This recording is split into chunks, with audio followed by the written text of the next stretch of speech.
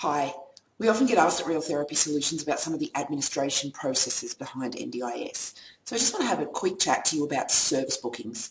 If you're an NDIS participant whose funds are managed by the NDIA, requiring that your service providers be a registered NDIS provider, then they are required to provide you with a service agreement and to do a service booking in the portal. What that means is that the provider will need to have a discussion with you about the cost of the service that you'd like to have provided and how many sessions, in our case in therapy, that will be. We then need to jump onto the portal with your consent and what I call quarantine those funds aside so that another service provider can't use them. So for example, if you're coming to us for occupational therapy and we decide that you need a certain number of sessions and the cost of those sessions is going to be $1,000, let's say. We would then jump into the portal and do what's called a service booking against our provider number for $1,000 and move that over. If you then decide after a couple of weeks that you'd like to join our therapy fund program, or perhaps you think you need speech therapy, we then need to develop a new agreement with you and decide how much that would cost. Let's say it's another $1,000 just for ease sake. So we then need to go back and cancel the first service booking and recreate another service booking now for $2,000 or $1,600, whatever you need that hasn't been spent from the last one. The difficulty with this is that there is a 14-day turnaround. So once we cancel a service booking, we have to wait 14 days before we can get back on the portal and create a new one. And this is something that causes frustration not just for service providers but for the NDIA as well. The only way around this is if participants get on the portal and cancel the service booking. Apparently, if participants cancel it, there is no 14-day turnaround point.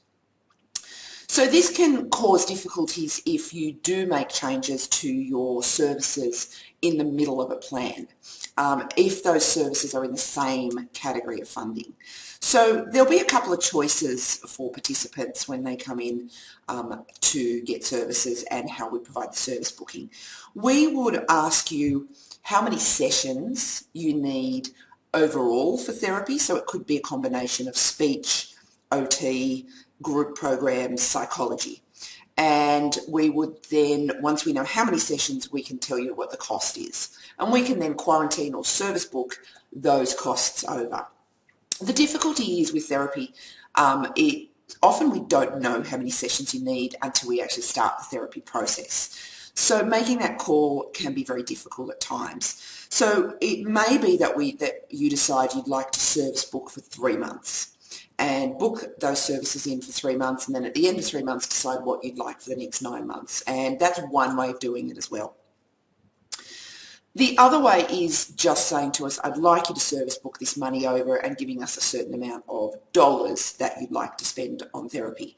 Now, it's really important to remember that service booking is an administrative task. So when we quarantine the funds over, that does not mean that we are actually claiming them.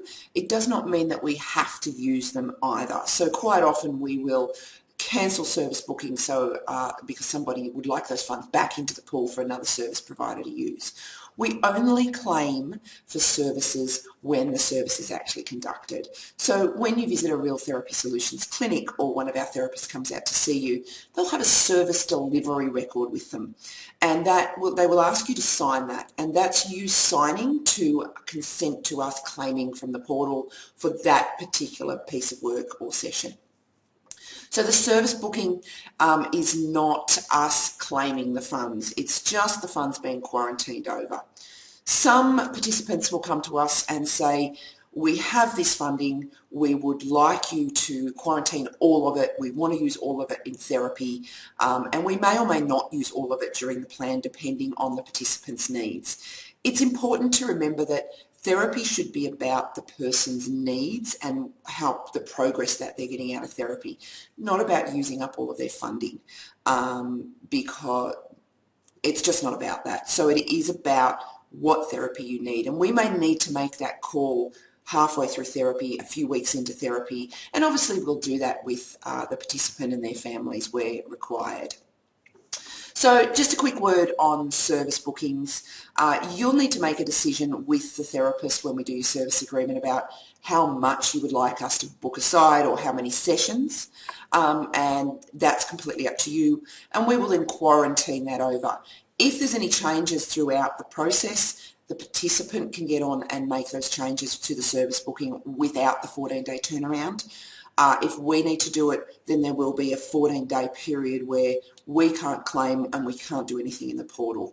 So just, if you've got any questions about service bookings or any aspect of NDIS, please feel free to talk to your therapist or one of our receptionists in the clinic. Thanks very much. Bye.